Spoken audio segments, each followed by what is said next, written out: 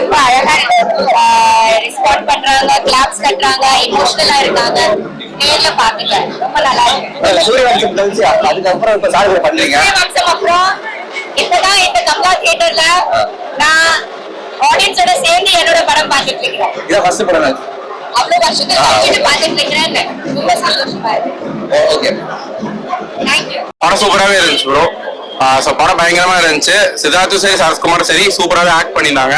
சித்தார்த் பார்க்கும்போது நமக்கு ரிலேட்டபிளா இருக்கும். ஏன்னா காலேஜ் லைஃப்ல இருந்து அவர் வேலைக்கு ஒரு ஸ்கூல் லைஃப்ல இருந்து வந்திருப்பாரு. ஸோ ஒரு ஆவரேஜா ஒரு மிடில் ஸ்டூடெண்ட் எப்படி பண்ணுவாங்களோ ஒரு பேக் பெஞ்ச் மிடில் ஸ்டூடெண்ட் அந்த மாதிரி தான் பர்ஃபார்ம் பண்ணியிருந்தாரு. அவரோட ரோல் த்ரூ அவுட்டா சூப்பரா இருந்துச்சு. நல்லாவே நடிச்சிருக்காரு, நல்லா கேரி ஓவர் பண்ணாரு அவர் கேரக்டரை. சரத்குமாருமே அதுக்கப்புறம் நல்ல ஒரு ஆக்டிங். தங்கச்சி கேரக்டர் நல்லா பண்ணியிருந்தாங்க மேத்தா. தேவியானிக்கு இன்னும் கொஞ்சம் ஸ்கிரீன் ஃபேஸ் கொடுத்துருக்காங்க. டேரக்டர் நல்லா பண்ணியிருக்காரு. மியூசிக்குமே தேவைப்படுற இடத்துல நல்ல ஸ்கோரிங், பேக்ரவுண்ட் ஸ்கோரிங் ஆகட்டும், சாங்கா இருக்கட்டும், எல்லாமே சூப்பரா இருந்துச்சு. ஓவராலா மூவி நல்லா இருந்துச்சு. பார்க்கலாம், ஃபேமிலியோட பார்க்கலாம். சித்தார்த் ரொம்ப நல்லா பண்ணிருந்தாரு. அப்புறம் அவங்க சிஸ்டரும் நல்லா வந்து சப்போர்ட் பண்ணிருக்காங்க. சித்தார்த் ஒரு ரோல் இல்ல பெரிய ரோலா இருந்தது. அவங்க அப்பாவும் நல்லா பண்ணிருந்தாரு.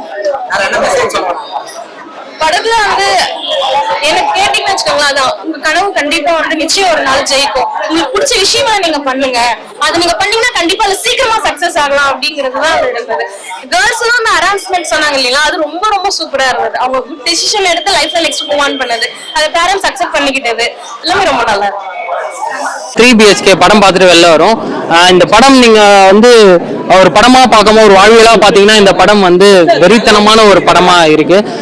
சூப்பரான ஒரு படம். எந்த வகையிலுமே யாரையுமே ஏமாத்தாம ஒரு நேர்த்தியான ஒரு படம் கொடுத்துருக்காங்க. இந்த படத்துல இது இருக்கு அது இருக்குன்னு எல்லாருமே சொல்லுவாங்க. ஆனா இந்த படத்துல ஒரு வாழ்க்கை இருக்கு.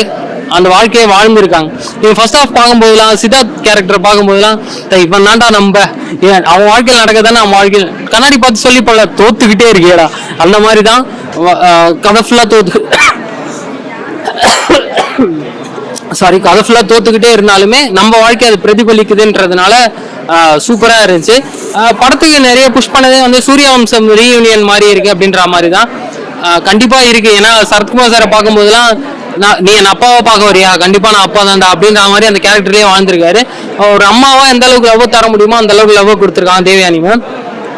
படத்தோட ஃபர்ஸ்ட் ஆஃப் உங்க லைஃபோட கனெக்ட் பண்ணிப்பீங்க. செகண்ட் ஆஃப் கொஞ்சம் சினிமாட்டிக். ஒரு படம் பார்க்கறோம்னா கண்டிப்பா சினிமாத்தனம் வேணும் இல்லையா, அது சினிமாத்தனம் கொஞ்சம் இருக்கு. ஏன்னா படம்ன்றதுனால ஈஸியா முடிவு எடுத்துட்டாங்க, கிடைச்ச வேலையை விட்டுட்டு பிடிச்ச வேலையை பண்ணலாம் அப்படின்றது. பட் அது எல்லா வாழ்க்கையும் நடந்துடாது இல்லையா. எல்லாருமே கிடைச்ச வேலையை தான் கடைசி வரலாம் பார்த்துக்கிட்டு ஒரு வீடு வாங்கணும், அதுக்கு EMI கட்டணும் அப்படின்ற மாதிரி தான் முடிவு எடுப்பாங்க. பட் வீடு மட்டுமே வாழ்க்கை இல்ல, உங்க குடும்பத்தோட இருந்து சேர்ந்து வாழ்றது தான் வாழ்க்கைன்ற மாதிரி சொல்லியிருக்காங்க. சூப்பரா இருக்கு. அவரு எல்லாத்தையும் ஒரே மாதிரி தான் இருக்கு. சித்தார்த்தும் எனக்கு தெரிஞ்சு சித்தார்த் சாரும் மனோபாலா சார் வந்து ஃபீல்டுக்குள்ள வரும்போது ஒரு 32 வயசுலயே அப்பா கேரக்டர் போட சொன்னாங்களாம். அப்ப நான் போட்டா ஒத்துப்பாங்களான்னு கேட்டாங்க. அதே மாதிரி வெள்ளை அடிச்சு பார்த்தாங்களா அப்பா மாதிரியே இருந்தாரு. அதே மாதிரிதான் இவரு ஷார்ட் கட் பண்ணி பார்த்து மீசை எடுத்துட்டாருன்னா ஸ்கூல் போர்ஷனுக்கு ரெடி ஆயிடுறாரு. கொஞ்சம் முடி வச்சாருன்னா ஒரு மாதிரி காலேஜ் போர்ஷனுக்கு ரெடி ஆயிடுறாரு. அவர் நினைச்சாருன்னா வயசானதுக்கு ரெடி ஆயிடுறாரு. அந்த மாதிரி தான் எல்லாத்துக்குமே செட் ஆயிருக்காரு. கண்டிப்பா இது அவருக்கான கதை தான் நினைக்கிறேன். தேடி வந்ததுனால பயங்கரமா இருந்து.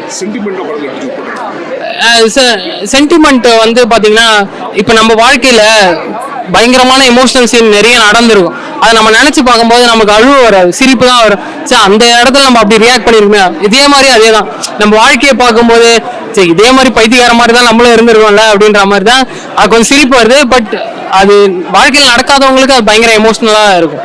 சூப்பரா கண்டிப்பா கனெக்ட் ஆகும். மிடில் கிளாஸ் ஃபேமிலிக்காக தான் எடுத்திருக்காங்க.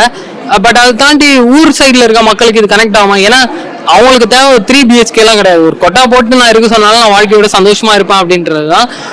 அவங்களுக்கு தேவை 3 BHK கிடையாது. ஸோ அப்படின்றதுனால இது நம்ம ஊரை விட்டு இங்க வந்து சேர்ந்து ஒரு வேலையில சேர்ந்து டெய்லி 9 to 11 வேலை பார்த்துட்டு இருக்கோம் இல்லையா, அவங்களுக்கு இந்த படம் கண்டிப்பா ரிலேட் ஆகும். ஒரு மிடில் கிளாஸ் பசங்களுக்கு கண்டிப்பா இந்த படம் வந்து பார்க்கணும். ஏன்னா வீடு வாழ்க்கை கிடையாது, வீட்டில் இருக்கவங்களோட சேர்ந்து வாழ்றது தான் வாழ்க்கை, ஞாபகம் வச்சுக்கோங்க அப்படின்றதான் சொல்றாங்க. தேங்க்ஸ். 3 BHK படத்துல வந்து சரத்குமார் ஹீரோவா, சித்தார்த் ஹீரோவா, தேவயானியா இல்லை அவங்க பொண்ணான்னு தெரியாது. ஆக்சுவலாக வந்து படம் ஃபுல்லாகவே அவங்க 4 பேர் தான். எப்படி மிடில் ஃபேமிலி வந்து கஷ்டப்பட்டு முன்னேறி ஒரு விஷயம் பண்ணுவாங்க. தொடர்ச்சியாக வந்து நம்மளே போய் பாருங்களேன், ஒரு 10 ரூபா சேர்த்து வைப்போம், ஆனால் 20 ரூபாய்க்கு செலவு வரும். ஒரு 5000 ரூபாய் சேர்த்து வைப்போம், திடீர்னு ஏதாவது ஒரு ஆயிடும், அதுக்கு வந்து 10,000 ரூபாய் செலவாகும். ஸோ அந்த மிடில் கிளாஸ் ஃபேமிலியை கிளீனாக எடுத்துருக்காங்க. அந்த டேரக்டர் வந்து மிடில் கிளாஸ் ஃபேமிலியோட பல்ஸை பிடிச்சி அவரு கஷ்டப்பட்டு போல இருக்கு. நம்ம என்ன கஷ்டப்பட்டு போடணும் அதுவே பற்று போல இருக்கு. படம் ஃபுல்லாகவே வந்து த்ரோட்டாக வந்து ஹை பிச் இல்லை, லோ பிச் இல்லை, லெவலாக அப்படியே கொண்டு போயிருக்காங்க. சூப்பராக படம் பண்ணியிருக்காங்க. படம்னா இப்படி பண்ணலாம்.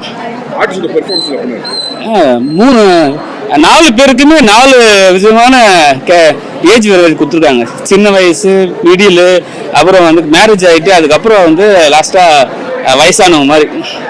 அதுதான் ஒரு கேரக்டர்னா எப்படி எடுக்கணும் அது டேரக்டர் இனிமேல் கற்றுக்கலாம். ஏன்னா இப்படி தான் சித்தார்த்து ஸ்கூல் பையன் மாதிரி இருக்காங்க. 12th ஸ்டாண்டர்ட் படிக்கிற ஃபுல் சேவ் பண்ணி அப்படி சின்ன பையன் மாதிரி ஃபர்ஸ்ட் கிளாஸாக இருக்காரு. அதே மாதிரி சரத்குமார் வந்து 25 வயசு எப்படி இருப்பாரோ அதே மாதிரி காட்டியிருக்காங்க. படம் வந்து சூப்பராக இருக்கு. எல்லாரையுமே வந்து அது மாதிரி காட்டிடுவாங்க. தேவயானியை கூட கடைசியாக அவங்க வயசான மாதிரி காட்டுவாங்க. அதுக்கு ஃபர்ஸ்ட் ஹாஃப்ல வந்து ஸ்டார்டிங்ல வந்து ரொம்ப சின்ன வயசு பண்ண காட்டுவாங்க. சூப்பராக இருக்குது. படம் கிளைமேக்ஸ்ல வந்து நீ என்னதான் கஷ்டப்பட்டாலும் அது வந்து ஒரு முடிவு இருக்கும். அந்த முடிவுக்கு வந்து ஒரு ஹாப்பினஸ் இருக்கும். அந்த ஹாப்பினஸ் தான் படம். தாராளமா வந்து பார்க்கலாம். கண்டிப்பா ஃபேமிலியோட வந்து மிடில் கிளாஸ் ஃபேமிலிக்கு ரொம்ப ரொம்ப அட்டாச் ஆகும். ஒரு விஷயத்தை நம்ம பண்ணணும்னு யோசிக்கும் போது நமக்கு நிறைய விஷயம் தப்பா வரும். அதெல்லாம் தாண்டி வர விஷயம் தான் நல்ல படம்.